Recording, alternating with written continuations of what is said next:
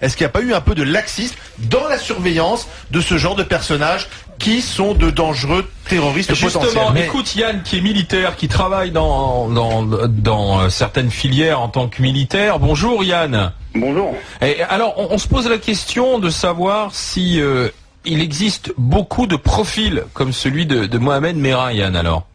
Bien sûr, il y en a beaucoup. Bon, faut pas affoler la population. Il n'y a pas des milliers de personnes, mais il y en a quand même beaucoup dans nos villes, dans nos campagnes. Mais comment le savez-vous? Pourquoi vous affirmez qu'il y en a beaucoup? Parce qu'on les connaît, on travaille dessus. Mais le souci, c'est que la loi, elle n'est pas taillée pour travailler là-dessus.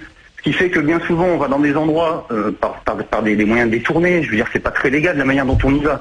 Mais tant qu'il n'y a pas eu de commission d'infraction, comment voulez-vous aller par des moyens légaux suivre ces personnes? Vous ne pouvez pas. Donc on se retrouve toujours sur le fil du rasoir. Bien souvent, on n'est pas dans les clous d'après la réglementation et la législation.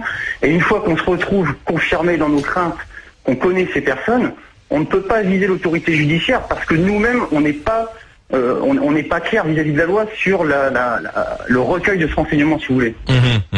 Donc on a un système judiciaire qui permet, ou un système policier qui permet d'identifier, mais derrière qui ne permet pas de faire ce qu'on pourrait appeler, ce qu'Olivier Truchot disait, de l'interpellation préventive, quoi, en fait. Même l'identification est compliquée parce que vous pouvez pas légalement commencer à suivre des gens, à mettre des gens sur des écoutes sur une simple suspicion, sur un simple petit renseignement que vous avez pris en traînant c'est plus qu'un simple renseignement. Il avait été arrêté, encore une fois, par une patrouille locale en Afghanistan, remis aux autorités américaines. Ensuite, il est retourné sur place se battre avec les talibans pakistanais.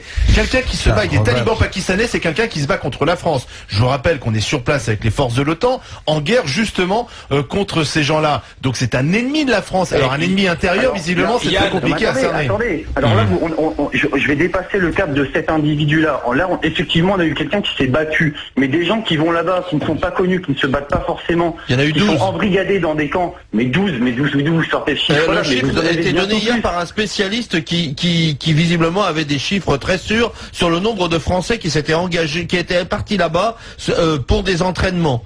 Il disait 12. Yann.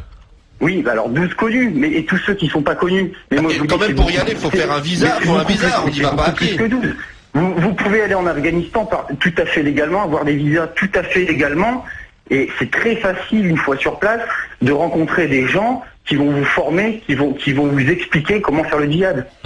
Yann, merci d'avoir été avec nous, Yann. Merci à vous. À bientôt sur AMC. Donc Yann dit on a un problème quand même avec le dispositif légal.